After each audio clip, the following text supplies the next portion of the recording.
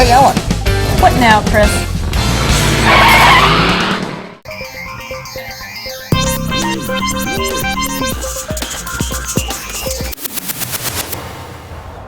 Hey, Ellen. Hey, Chris. You got a little tiny hamburger?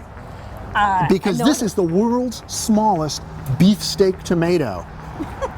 Not really. I'll tell you what it is in a second. We are Chris and Ellen from Growertalks and Green Profit Magazine, and we're at the 2016 California Spring Trials, where it's raining in California. We might as well be at the European trials. Anyway, this is the first of 3 tomatoes we're going to show you from PanAmerican seed, and this is tomato Candyland Red, which is actually, Ellen, what kind of tomato? It is a currant tomato. It's the most currant one they have. It's a the only bred currant with an A. Tomato currant tomatoes are these little tiny things. Yeah, there are some like heirloom types out there on the market, but they are big, rangy, sprawly plants compared to with my thumbnail. Fruit kind of all over the place. This is much more compact, tidy, very nice, very productive. They jokingly called it the Skittle Bush tomato during the breeding process. Kid friendly. Very. So that's the first one. The second one, let's go over to tomato Stellar. Now, Stellar Red is a slicing tomato.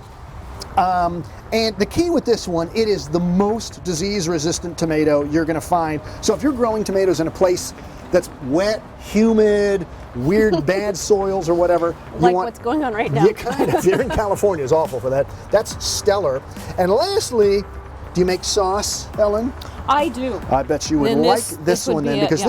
this is Sunrise sauce. And let me move the foliage away here. Can you see that? Because the key there is this is a bright orange fruit, golden fruit, bright orange fruit. And this is Roma paste type.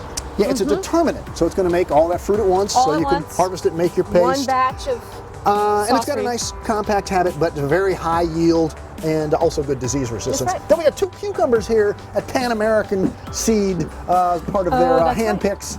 The one on the right here, this is Gherking, which is an English European type. Excuse me, yes, it's a European pickler. European pickler. And I was wondering, what makes a pickler versus a slicer? And it's really just the shape of the fruit. The length, actually. Yeah, they don't tend to get as long. Width, and then it just gets bigger. Or I should say, it gets to a certain length, and then just gets bigger. So it makes a beautiful pickle. But you can eat it just like you would any slicer. Exactly. Why not? You don't have to pickle it, although pickling is big these days. And then lastly, we've got this nice Martini. Slicer. Now, why is that one called Martini, Rossi? Because it's got white fruit. Which you can't, can you see it up underneath there?